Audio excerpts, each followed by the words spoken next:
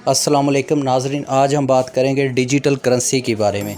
नाज़रीन, digital currency के बारे में आप वाकिफ़ होंगे जिसमें बिटकॉइन वगैरह शामिल है। नाज़रीन, बिटकॉइन का तो आपने नाम सुना होगा।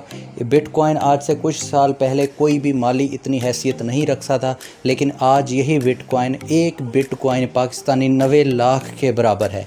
नाज़रीन, इसका रेट कभी 90 लाख होता है, कभी 90 लाख से ऊपर चला जाता है, कभी थोड़ा सा नीचे आ जाता है। तकरीबन अगर रफली अंदाज़ा लगा लें तो एक बिटकॉइन की कीमत तकरीबन पाकिस्तानी 1 करोड़ के इर्द गिर्द रहती है।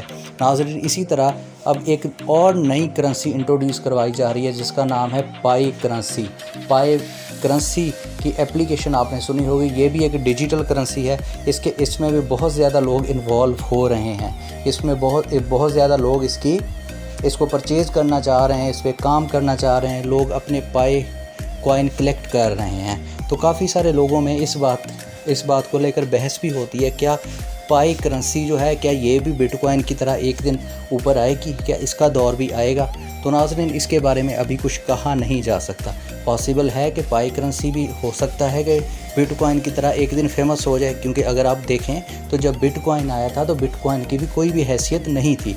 तो इसी तरह मुमकिन है कि पाई करेंसी भी एक दिन अरूज पे आ जाए। नाज़रीन, अभी तक पाई करेंसी का कोई भी वैल्यू उन्होंने इंट्रोड्यूस नहीं करवाया, लेकिन मुख्तलिफ़ लोगों की तरफ से दावा किया जाता है कि एक पाई का जो वैल्यू है वो तकरीबन $2 से $2.5 है।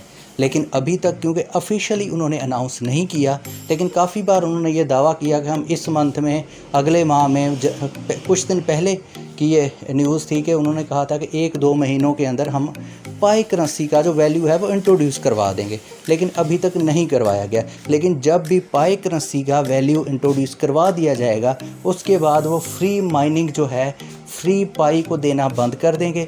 आप फिर उसके बाद पैसों से ही उसको ख़रीद व फ़रोख्त कर सकेंगे। तो नाज़रीन, देखते हैं कि पाई करेंसी क्या इस तरह से जिस तरह से बिटकॉइन ऊपर आया है, क्या अपना वैल्यू बना सकती है, या पाई करेंसी सिर्फ एक सॉफ्टवेयर या एप्लीकेशन ही रहेगी।